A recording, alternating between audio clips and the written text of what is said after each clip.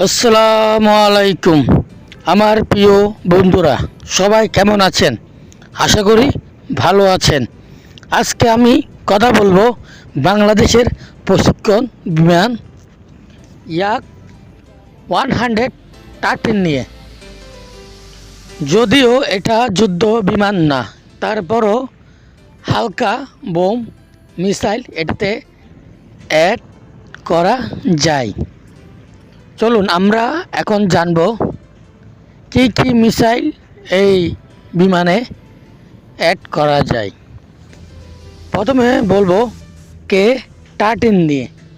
এটা স্বল্প রেঞ্জের একটি মিসাইল।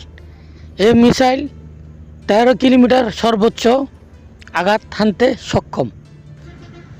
এরপর আসি R-27 নিয়ে। এই মিসাইলটি আগের মিসাইল থেকে রেঞ্জ অনেকটাই বেশি। এখন আমরা আসব আমাদের বাংলাদেশে সর্বোচ্চ রেঞ্জের মিসাইল। এই মিসাইলের নাম R-73।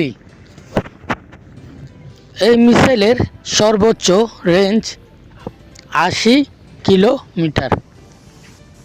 80 কিলোমিটার দূর থেকে এটা আঘাত হানতে সক্ষম। এই তিনটি মিসাইল আমাদের এই যে বিমান প্রশিক্ষণ বিমান আছে এটার সাথে অ্যাড করে আঘাত হানতে পারে। যদিও এই বিমানের গতি কিছুটা কম, তারপরও